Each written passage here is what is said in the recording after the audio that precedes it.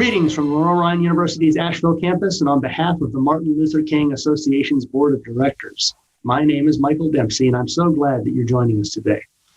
This video compilation is part of the association's Community Outreach Providing Empowerment Initiative, commonly known as COPE, which is the educational program we do throughout the year. The association's annual celebration of the Juneteenth holiday has grown over the years and always, of course, includes acknowledgement of the Emancipation Proclamation's anniversary. However, this year is particularly poignant as we boldly stare into one of American history's darkest caverns, the terror lynchings of Black people that took place from 1877 through 1950, and the memorializing of the 3 documented African-American gentlemen who were so murdered in Buncombe County. We'll also, on a happier but equally meaningful note, hear from historian Ahmad Ward, the curator of Mitchelville in South Carolina, as he works to commemorate and educate people about the first city governed by formerly enslaved African Americans. I hope you enjoy this year's program, especially in light of the fact that Asheville City and Buncombe County have wisely chosen to mark Juneteenth as an official holiday. God bless and have an excellent Juneteenth. Hello, my name is Ahmad Ward, and I am the Executive Director for Historic Mitchelville Freedom Park. Mitchelville is the first self-governed town of formerly enslaved people in the United States, founded in 1862 on Hilton Head Island, South Carolina.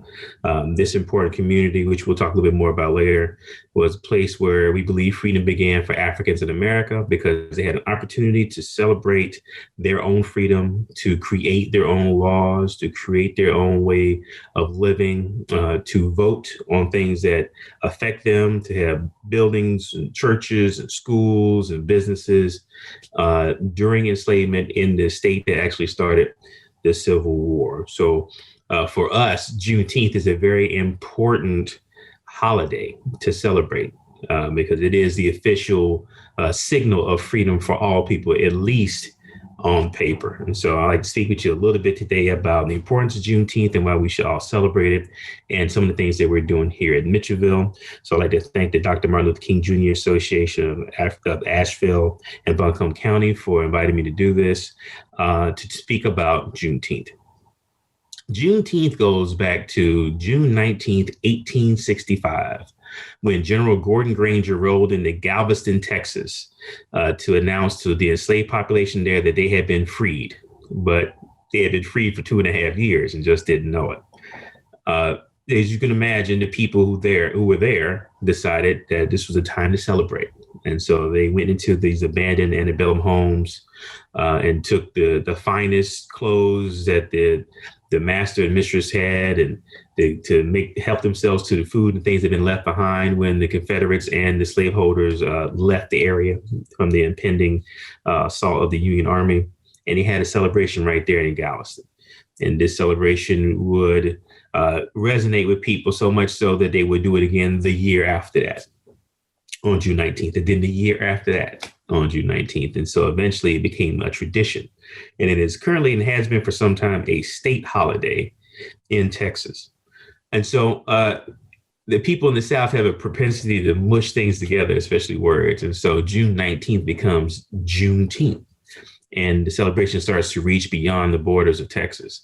Now, a quick backtrack. We did mention that the Emancipation Proclamation, which we're all familiar with, actually freed most slaves on January 1st, 1863. But there are various reasons why people say that the word did not get all the way to Texas at that time. So 2.5 years is a long period of time. So what I've been able to ascertain is during the war, there are southern states that actually shipped their slaves to Texas to wait out the war. They were under the impression that they would win this, the Confederates would win this war, and then this slavery as the institution would continue, and they would just go back to Texas and retrieve their quote unquote property after the fact. That didn't quite work out the way they wanted it to work out. And so once the war is over, or at least this last battle in Texas is over, the rest of the South was pretty much already liberated, but you had these strongholds in Texas. And so why did it take so long Well, there was a concentrated media suppression effort. We've never seen that before. A media suppression effort to make sure that information, excuse me, about Juneteenth does not get to the southernmost states there in Texas and surrounding, to keep the word from getting there. There's also wives' tales about all the Pony Express riders that were sent into that area in Texas that were killed before they got there. And then politicians got involved to restrict the knowledge that they had been freed. At any rate, 2.5 years later, they were. And so you have this situation now where people are free. You don't have really any template. You don't have a playbook. There's no training exercise you can go through to learn how to be free. And so these people had to figure it out for themselves. And in a lot of cases, they would return to these plantations because that's what they understood. So instead of being slave labor, they're now sharecroppers. And in some cases, it's not that much of a change in their respective lifestyles. But Juneteenth would continue and it would spread. And so you would see parks that would be created by Black communities. And this is the Juneteenth Park. And then you would see the whole notion of parades that would start to happen at Juneteenth. So Juneteenth maybe started or ended by a parade. Barbecue became a staple. Red soda or any kind of red drink becomes like a staple of Juneteenth, and it's still celebrated in a lot of places with red soda today. So these traditions will start to build and grow, and those parks will become places where Juneteenth festivals will be held on a regular basis at the turn of the 20th century, going into the teens and the 20s. The only hiccup that you would see with Juneteenth would happen, of course, with the Great Depression.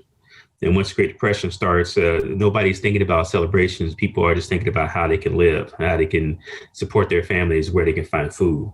And so the idea of Juneteenth tapers pretty dramatically. But it would have a resurgence in the 1960s.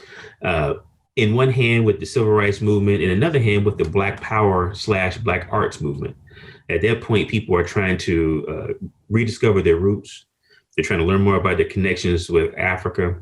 They're looking at how they can bolster their heritage and get more information. And so that Juneteenth starts to come back, but it starts to come back in places that you wouldn't expect, like California and Minnesota, of all places, would start to create these Juneteenth celebrations, and they would push these in inner cities and other places. Like, this is part of our heritage, this is part of our history.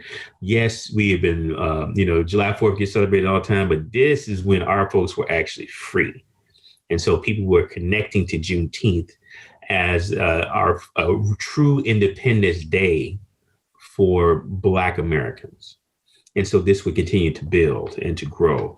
And there was a gentleman named Ronald Myers who made it his personal crusade to make Juneteenth a holiday in every single state, or at least some kind of commemoration that would happen. And Mr. Myers, in the National Juneteenth Celebration Organization, would go to great lengths to push this. And at the time when I think he started, it was only maybe a handful into the teens of states who are even recognizing Juneteenth. And now it is either recognized or formally commemoration in about 46 states in our union.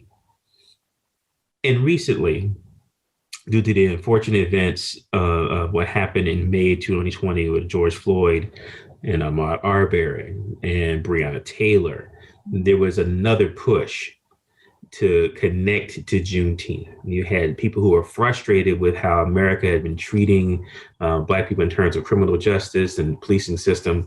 And they decided that July 4th would not be something they would celebrate. It would be Juneteenth. And so you saw more of a laser-like focus on why Juneteenth is important to Black Americans, why Juneteenth should be important to all Americans, because they see it as a freedom day for everybody. And so Juneteenth celebrations would explode again. Into a point where people are, even in a pandemic, trying to find a way to celebrate. And so this year, people are getting back outside, and you see more of what's happening across the country with people trying to do these large scale Juneteenth celebrations all over the South, not only in the South, but all over the country. And I will point you to one thing that we've been involved with at Mitchelville, and that is the Juneteenth celebration with Black museums from across the country. Last year, when we could not move, we were trying to figure out how can we still celebrate something this important, especially when people are looking for it, especially when people need some kind of connectivity, and especially at a time where Black people needed to feel some kind of joy, because that was missing.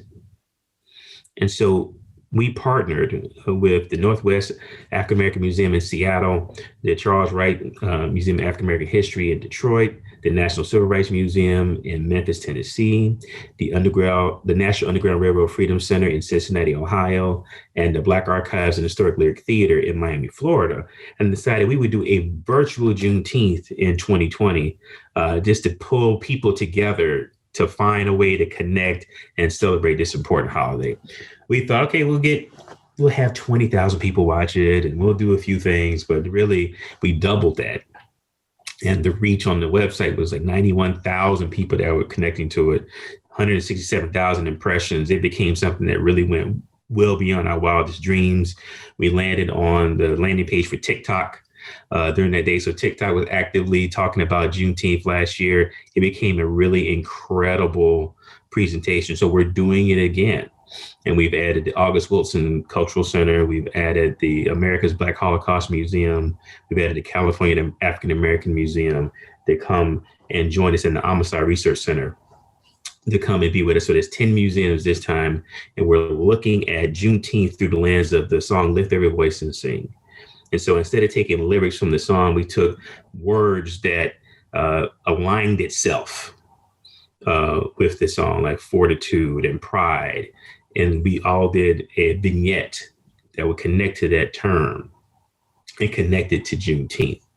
We've also we've been very blessed to have members of the Congressional Black Caucus to read excerpts of the Emancipation Proclamation. We have Lonnie Bunch and Carla Hayden and Janetta Cole reading the 13th, 14th, and 15th Amendment. And our sponsors are T-Mobile, Chase Bank, Hulu, Spotify, TikTok again, Barnes & Noble, as I mentioned, because people have noticed that this is something they need to connect to. Regardless of the circumstance, Juneteenth is something that people can connect to and feel a part of. And so if you want to feel a part of that particular situation, you can go to blkfreedom.org. And you'll be able to view that from June 15th on through June 20th. Actually, it'll be on the site. You can actually see last year's presentation as well. It will live on the site for the rest of this year. That's blkfreedom.org to connect to Juneteenth and see what other organizations are doing, other states are doing, and people across the country are doing. So if this is your first connection to Juneteenth, here's what you can do. Of course, you can go to blkfreedom.org, but you can also find out who is doing Juneteenth celebrations in your general area, who is doing things that are connecting to Black culture and specifically around this particular aspect of Black culture in your general vicinity, and get connected. It's not just a Black holiday. This is a celebration of freedom for all people. It has an African American focus. But this is what we really should be celebrating when we talk about independence. This is what we really should be celebrating when we talk about freedom, because at this point, citizens were considered free, all people. And so Juneteenth should definitely be a part of your yearly celebration list. You should do this every June. You should connect with people who are doing this around the country. And also, it's an opportunity for you to learn a little bit about the important American history and what Black people have done to help to form it. And it's not all strife. It's not all trouble. It's not all woe and gloom. Black joy is important. Willpower, self-defiance, self-reliance. This is important. And this is what Juneteenth embodies. These people were able to take something that was horrible and turn it into something that we can celebrate. True freedom and connectivity to their past. So we ask you to do that today. We ask you to do this ongoing and learn more about Juneteenth. There are plenty of websites, there's plenty of resources for you to do that. And so make Juneteenth a part of what you do on a regular basis. And Juneteenth carries with you, not just in June, but for the rest of the year, because it just has that much weight attached to it.